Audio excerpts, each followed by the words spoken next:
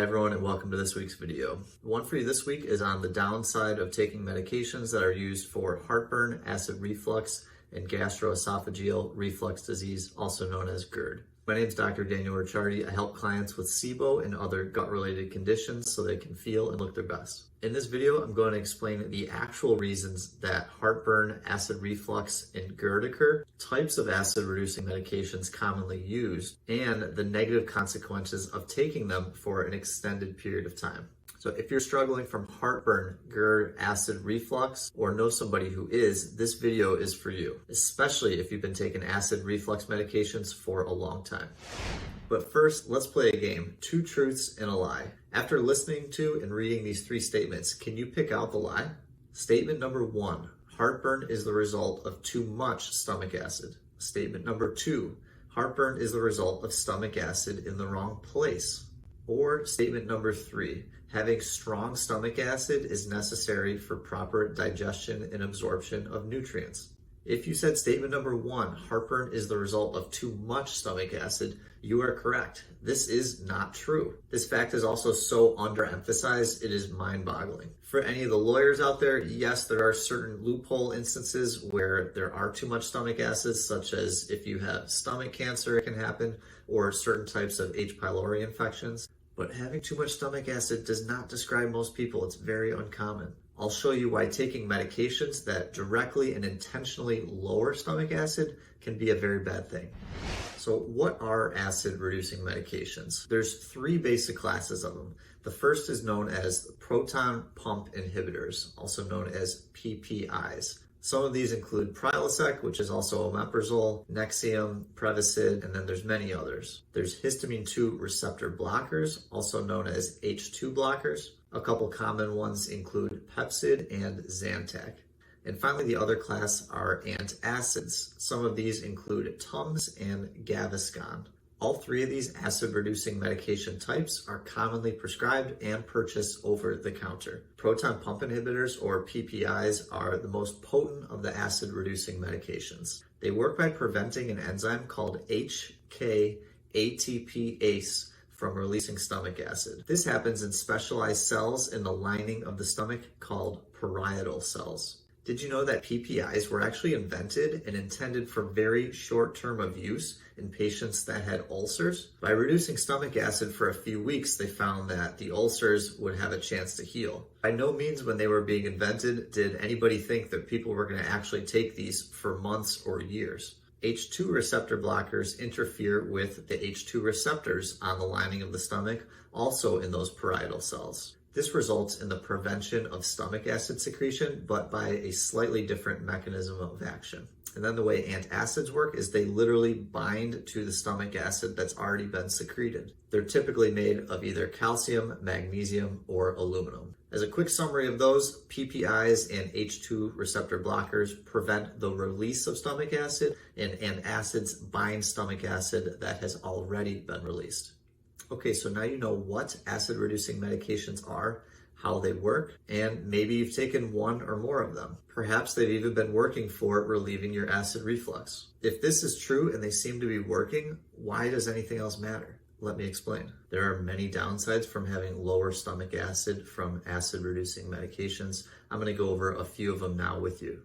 The first is that it impairs digestion. Food is not broken down as well in the stomach if there is lower amount of stomach acid. This includes preventing proteins from being broken down into amino acids for muscle strength and function. Vitamin B12 is another popular nutrient that does very poorly with lower stomach acid. Some common symptoms of having low vitamin B12 are feeling tired, tremors, and neuropathy. Magnesium is a very important one that results from not having strong enough stomach acid. This can cause a variety of things, starting with having a weakened lower esophageal sphincter, which is a muscle that separates the esophagus from the stomach, and it prevents stomach acid from traveling back up into the esophagus. Calcium is also not absorbed as well, which can lead to osteoporosis, weakened bones, and iron is also not absorbed as well, which can lead to fatigue, anemia, and even hypothyroid. And then belching and bloating is another result of impaired digestion. When the food sits for a longer time in the stomach, it can kind of maldigest and produce gases that can actually force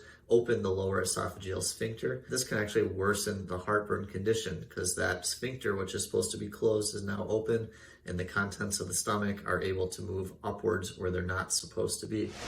Low stomach acid can also lead to microbial overgrowth, such as SIBO, small intestinal bacterial overgrowth. Stomach acid is responsible for killing a lot of that bacteria that enter the body through food, and this happens in the stomach. Having lower stomach acid also takes the food longer to digest, as I mentioned before, so you're getting larger pieces of food that are remaining in the small intestines, and therefore they're not traveling through the intestines at the same speed and rate that they should.